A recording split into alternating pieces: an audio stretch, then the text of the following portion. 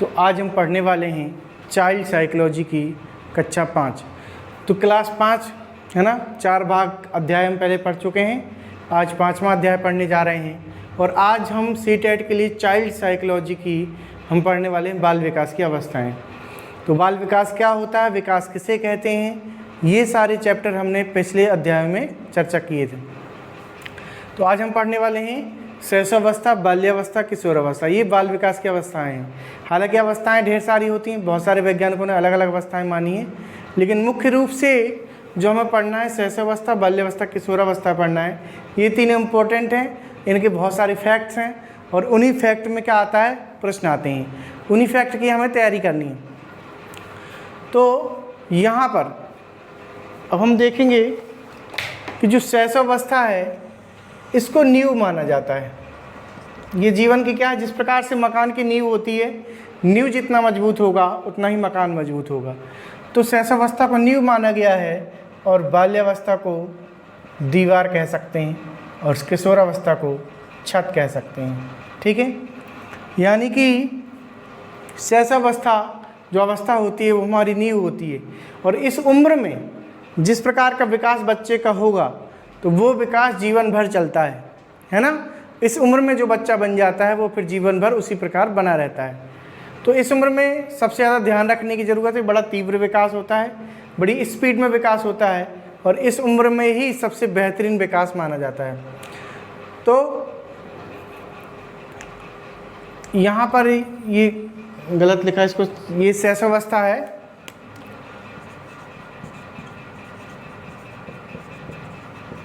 शैशवावस्था, तो शैशवावस्था की विशेषताएं सबसे पहले पढ़ते हैं। तो शैशवावस्था की क्या विशेषता है कि शैशवावस्था को जीवन का आदर्श समय कहा जाता है। ठीक है, जैसे कि मकान की ईंट, जो नींव की ईंट होती है वो सबसे ज़्यादा मजबूत होनी चाहिए, इसी तरीके से शैशवावस्था का जो समय हमारे जीवन में वो सबसे ज़्यादा मजबूत और अच्छा होना चाहिए, है ना। उस समय क्या होना चाहिए, एक नींव डल जाती है और उसी के अनुसार क्या चलता है, हमारा पूरा जीवन चलता रहता है। फिर है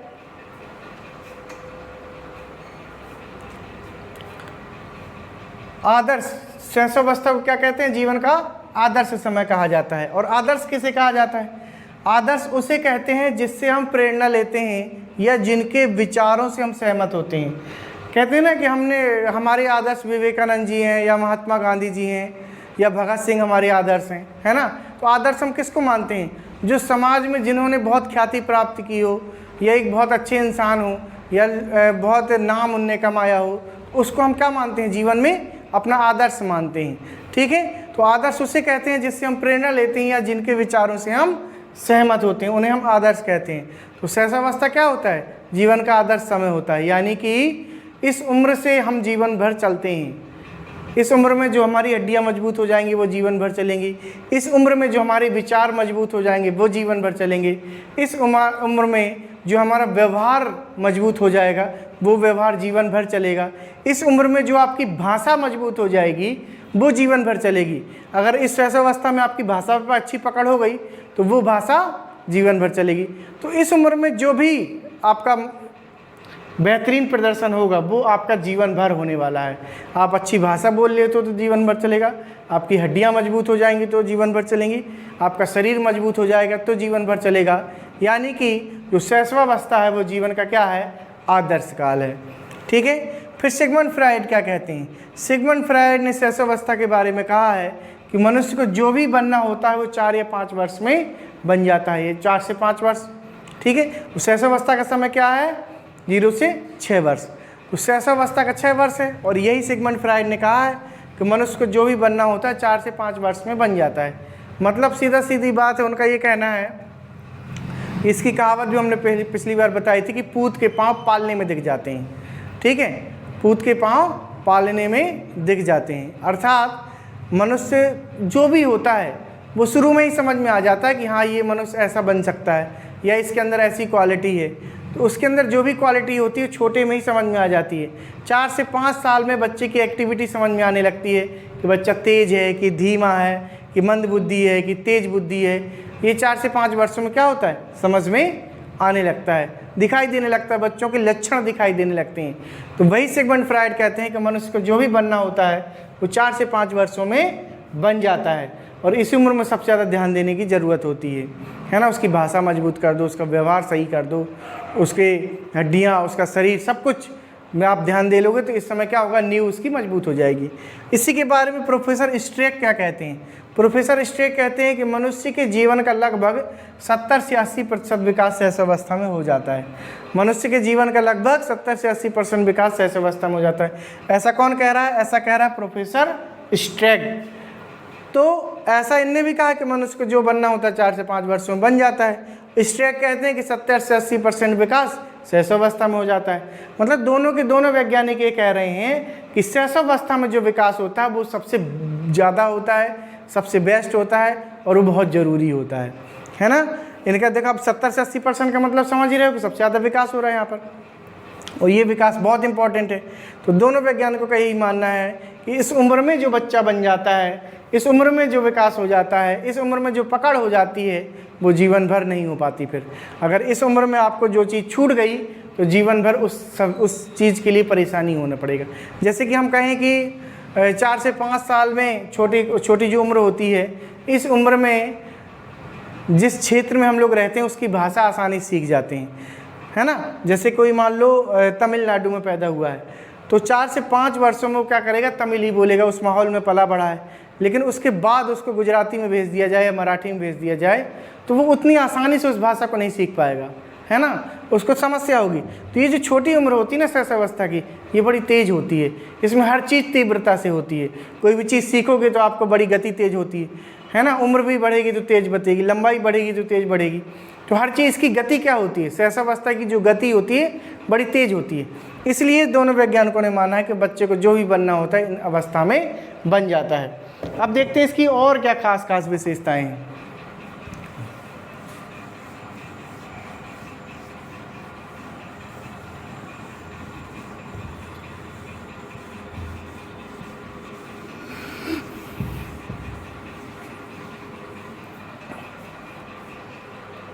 तो अब इसको देखते हैं शैशवावस्था की विशेषताएं।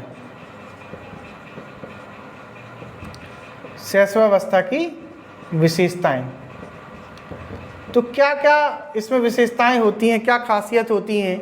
तो सबसे पहली जो इसकी विशेषता होती है वो होती है तीव्र शारीरिक विकास। क्या होती है? तीव्र शारीरिक विकास। आपने देखा होगा कि जब बच्चा छोटा होता है उसकी लंबाई बड़ी स्पीड से बढ़ती है, और जबकि जब एक उम्र आने लगती है, जब उसका आखिरी मतलब 20 से 25 साल तक लंबाई बढ़ती है, और जब बच्चा 15 साल के बाद होता है या 15-20 साल की उम्र के बाद जब लंबाई बढ़ने का आखिरी स्टेज होता है तो उस समय लंबाई बड़ी धीमे धीमे बढ़ती है। शैशवावस्था में हमने बताया ना, हर चीज़ बड़ी फास्ट होती है, सारी सीखने की गति फास्ट होती है, शरीर की लंबाई की गति फास्ट होती है, तो तीव्र शारीरिक विकास होता है। दूसरी क्या विशेषता होती है? दूसरी होती है अनुकरण की प्रवृत्ति। दूसरी क्या होती है इसकी विशेषता? अनुकरण की प्रवृत्ति। यानी बच्चा दूसरों का क्या करता है? अनुकरण करता है। जैसे आप एक्टिंग करोगे या आप जो काम करोगे वो उसका अनुकरण करेगा, ठीक है। जैसे आप मार्कर को लेकर के ऐसे घुमाओगे तो वो भी ऐसे मार्कर को घुमाएगा, यानी कि आपको वो फॉलो करता है, आपका अनुकरण करता है। तो दूसरी प्रवृत्ति क्या होती है? अनुकरण की प्रवृत्ति होती है, ठीक है। तीव्र शारीरिक विकास होता है। और जो भी बच्चे क्लास देख रहे हैं उनको हम बार बार कहते हैं कॉपी पेन लेके बैठें और उसको लिखते जाएं, है ना। केवल देखने से काम नहीं चलेगा, उसका नोट्स बनाते जाएं, तभी वो काम आने वाला है। और लाइन से बिल्कुल क्लासें चल रही हैं। तीसरा है कल्पना और जिज्ञासा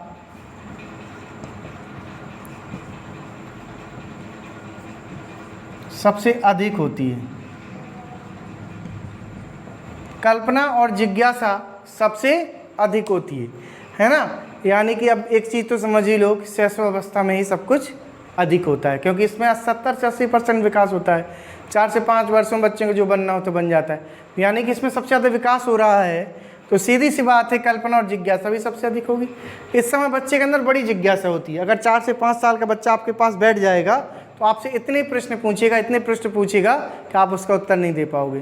ढेर सारे प्रश्नों की लाइन लगा देगा आपके उत्तर खत्म हो जाएंगे लेकिन उसके प्रश्न खत्म नहीं होंगे। तो क्या होता है, उसके कल्पना और जिज्ञासा सबसे अधिक होती है, उसके अंदर बड़ी जिज्ञासा होती है, हर चीज़ के बारे में पूछे। क्यों पूछता है? क्योंकि छोटा बच्चा वो हर चीज़ जानता नहीं। हम लोग को तो मान लो पूरी दुनिया काफ़ी हद तक चीज़ें देखी हुई हैं, लेकिन उसके लिए सारी चीज़ें अनजान हैं। ठीक है, वो अभी संसार में क्या है, नया है, उसके लिए सारी चीज़ें अनजान हैं। तो क्या करना है, सभी चीज़ों को पूछता है कि ये क्या है, ये क्या है, इससे क्या होता है, ऐसा क्यों हो रहा है। तो वो प्रश्न पूछता है ढेर सारे। चौथा, बच्चा आत्म प्रेमी होता है। बच्चा कैसा होता है? आत्म प्रेमी होता है, यानी कि बच्चा स्वार्थी होता है। बच्चा कैसा होता है? स्वार्थी होता है।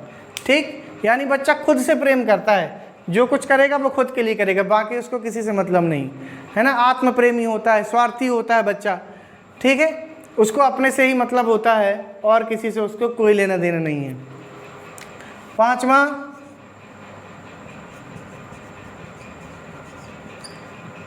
नैतिकता का अभाव होता है। पांचवा, नैतिकता का अभाव होता है, यानी कि नैतिकता क्या कहलाती है? नैतिकता का मतलब होता है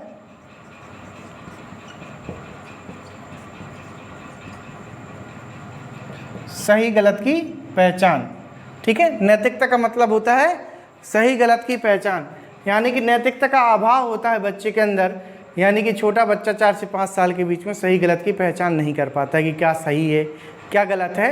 वो हर काम को एक ही नज़र से देखता है, वैसे उसको करता जाता है। तो छोटा बच्चा जो होगा, यानी कि शैशवावस्था में तीव्र शारीरिक विकास होता है, उसका अनुकरण की प्रवृत्ति होती है, कल्पना और जिज्ञासा सबसे अधिक होती है, आत्म प्रेमी होता है, स्वार्थी बच्चा होता है। ठीक है, नैतिकता का अभाव होता है, यानी कि उसको सही गलत की पहचान नहीं होती है।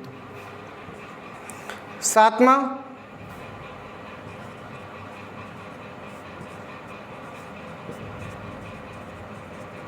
बच्चे का व्यवहार जो होता है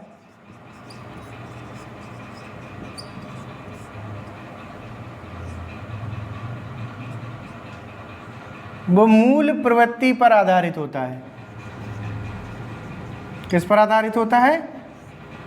मूल प्रवृत्ति पर। और मूल प्रवृत्ति क्या होती है? मूल प्रवृत्ति होती है क्रोध, ठीक है, डर, ठीक, भूख,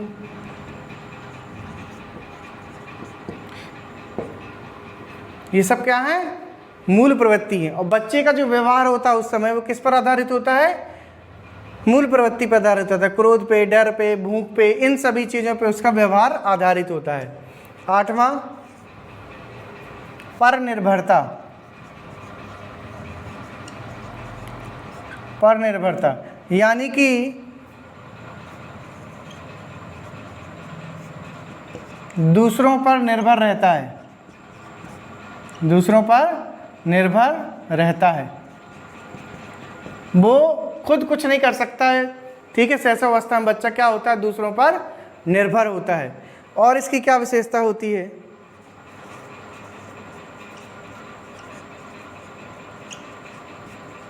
काम प्रवृत्ति की प्रबलता होती है। क्या होती है? काम प्रवृत्ति की प्रबलता होती है। काम प्रवृत्ति का मतलब क्या होता है?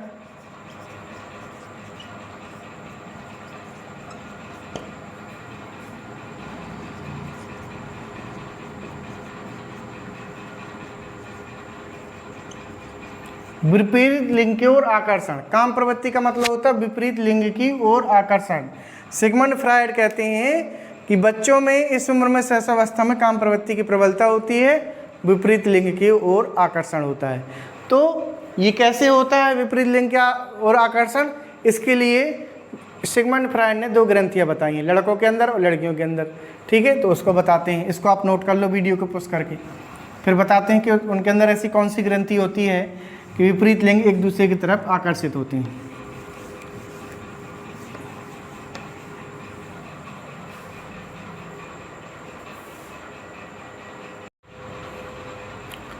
तो सिगमंड फ्रायड ने जो अवस्थाएं बताई हैं, जो हमने ग्रंथियों की बात करी थी, वो ग्रंथियों के कारण बच्चा विपरीत लिंग की तरफ आकर्षण होता है। तो सिगमंड फ्रायड ने बाल विकास में 5 अवस्थाएं बताई हैं विकास की।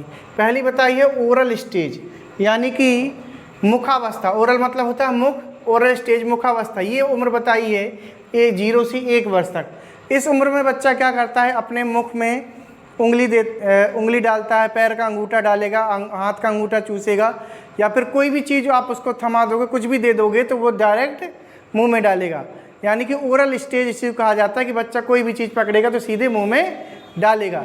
ये ओरल स्टेज होती है, मुखावस्था होती है। दूसरी है एनल स्टेज। एनल स्टेज का मतलब होता है गुदावस्था, यानी कि 1 से 3 वर्ष जो होती है गुदावस्था होती है। इस उम्र में बच्चा क्या करता है, अपने जननेंद्रियों के साथ खेलता है ना। फिर तीसरा है फिलिक स्टेज, यानी कि लैंगिक अवस्था। ये होती है 3 से 6 वर्ष। यही जो उम्र है, इस अवस्था में लड़कों और लड़कियों में एक ग्रंथि विकसित होती है। लड़कों में ओडिपस और लड़कियों में इलेक्ट्रा ग्रंथि विकसित हो जाती है। ठीक है, लड़कों में कौन सी, ओडिपा, और लड़कियों में इलेक्ट्रा ग्रंथि विकसित हो जाती है। और इन्हीं ग्रंथियों के कारण लड़कियां अपने पिता से प्रेम करती हैं और लड़के अपनी माता से प्रेम करते हैं। ठीक है, तो जो ओडिपस होती है लड़कों के अंदर, इस ग्रंथि के कारण क्या होते हैं, लड़कियां अपने पिता से प्रेम करती हैं और लड़के अपनी माता से प्रेम करते हैं। ठीक, फिर है चौथी लेटेंसी स्टेज। लेटेंसी स्टेज का मतलब होता है सुप्तावस्था, यानी कि 6 से 11 वर्ष के बाद, ये जो बाल्यावस्था का वह समय होता है लेटेंसी स्टेज।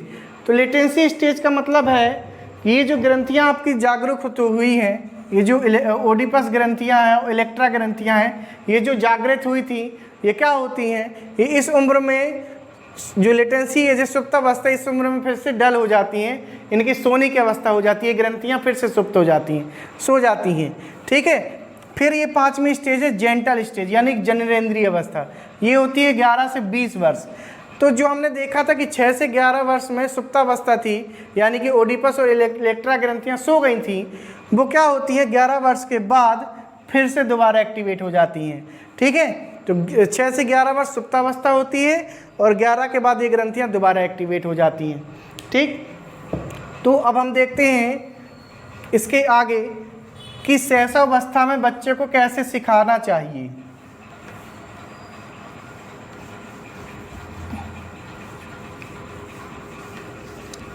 ठीक, एक चीज़ और हम आज सीखेंगे,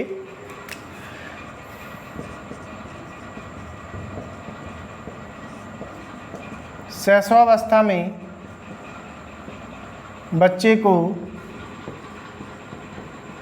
कैसे सिखाना चाहिए। ठीक है, छोटा बच्चा है, उसको आप सिखाना चाहते हो तो कैसे सिखाएंगे उसको। ठीक है, तो छोटे बच्चों को सिखाने का जो पहला तरीका है, तो सबसे पहले हम उसका क्या करना है, सिखाने का मतलब क्या, सिखाने का मतलब है उसका सर्वांगीण विकास करना है। क्या करना है, सर्वांगीण विकास। सिखाने का क्या मतलब है, क्यों हम बच्चे को सिखाना चाहते हैं, सिखाने का ही मतलब है कि हम उसका विकास करना चाहते हैं। तो सर्वांगीण विकास, ठीक है, सर्वांगीण विकास वही होता है जब विकास के चारों क्षेत्रों में विकास होता है, विकास के चारों क्षेत्रों में विकास होता है तो उसको सर्वांगीण विकास कहते हैं। यानी कि शारीरिक विकास, मानसिक विकास, सामाजिक विकास, संवेगात्मक विकास, जब सबका विकास होगा तो सर्वांगीण विकास होता है। और इस विकास को करने के लिए सबसे पहले हमें क्या करना चाहिए, उसको खेल पे ध्यान देना चाहिए। छोटा बच्चा है, उसको हम किस तरीके से सिखाएंगे, खेल के माध्यम से सिखाएंगे। और खेल पे ध्यान देना है, खेल पे क्या करना है, हमें खेल पे बल देना है, खेल पे बल देना है। और कौन से खेल पे बल देना है, मोबाइल वाला गेम नहीं, आउटडोर गेम। कौन सा, आउटडोर गेम, जो घर के बाहर खेले जाते हैं। ठीक है, मोबाइल गेम नहीं देना है। तो और दूसरी क्या व्यवस्था है, उसको कहानी सुनाना, उसको ज़्यादा से ज़्यादा आपको क्या करना है, अच्छी अच्छी कहानी सुनाना, सीख देने वाली कहानी सुनाना है बच्चे को। इससे इस कहानी सुनाने से क्या होगा, उसकी एकाग्रता को बल मिलेगा, उसकी कल्पना और जिज्ञासा क्या होगी, बढ़ेगी। तो इस प्रकार से उसको कहानी सुनाना है और उसकी कल्पना शक्ति, उसकी स्मरण शक्ति बढ़ेगी कहानी सुनाने से। और तीसरा, उसको आत्म प्रदर्शन के अवसर देना है। ठीक है, आत्म प्रदर्शन के अवसर देना है। ज़्यादा से ज़्यादा उसको क्या करना है, ज़्यादा से ज़्यादा आत्म प्रदर्शन के अवसर प्रदान करना है, यानी कि खुद करके सीखे। जैसे कोई खिलौना लाते हैं तो खिलौना को तोड़ देगा, तो उसको आप बिल्कुल भी मत बोलिए तोड़ दिया, वो खुद जोड़ेगा। उसको आत्म प्रदर्शन का मौका देना चाहिए कि वो खुद उसने तोड़ा, खुद जोड़े, है ना। तो बच्चा जो भी करे, खुद बोल के बताए, खुद खेल के बताए, अधिक से अधिक उसको काम करने का। जब वो कुछ कर रहा हो तो उसको बीच में मत टोकिए, वो कुछ कर रहा है उसको करने दीजिए, यानी कि उसको आत्म प्रदर्शन का अवसर प्रदान करना है। तो ये शैशवावस्था में क्या होता है, बच्चे को सिखाने के तरीके हैं। शैशवावस्था में बच्चों को इस तरीके से सिखाना चाहिए, ठीक है। अगली क्लास में हम पढ़ेंगे इसकी अगली स्टेज बाल्यावस्था के बारे में, ठीक है। और जिन बच्चों ने अभी तक चैनल को सब्सक्राइब नहीं किया तो सब्सक्राइब कर लें, तो नोटिफिकेशन क्लास की टाइम से मिल जाएगी। और इसका नोट जरूर बना लें, नोट बनाते जाएं, ठीक। अगली क्लास बहुत ही इंटरेस्टिंग होने वाली, साइकोलॉजी का सब्जेक्ट है। साइकोलॉजी बहुत ही इंटरेस्टिंग सब्जेक्ट है। अगर आप इसको लगातार पढ़ते रहोगे तो अभी हो सकता है थोड़ा समस्या आ रही पढ़ने में, लेकिन जैसे जैसे अगले अध्याय आते जाएंगे, 4-5 अध्याय के बाद ये बहुत अच्छा लगने लगेगा। बहुत ही बेहतरीन सब्जेक्ट है, बहुत ही इंटरेस्टिंग सब्जेक्ट है ना। तो चैनल को सब्सक्राइब कर लें। जो भी बच्चे टेट, सी टेट और सुपर टेट की तैयारी कर रहे हैं, सबके लिए फ़ायदेमंद है, सबके काम आने वाली है ना। ये रामबाण है किसके लिए, TET, C TET, super TET के लिए। तो आप इसके नोट्स बना लीजिए, चैनल को सब्सक्राइब कर लीजिए, और जो भी आपके रिलेटिव दोस्त तैयारी कर रहे हैं सी टेट की, उनको वीडियो शेयर कर दीजिए। अगली वीडियो में पढ़ते हैं हम लोग बाल्यावस्था।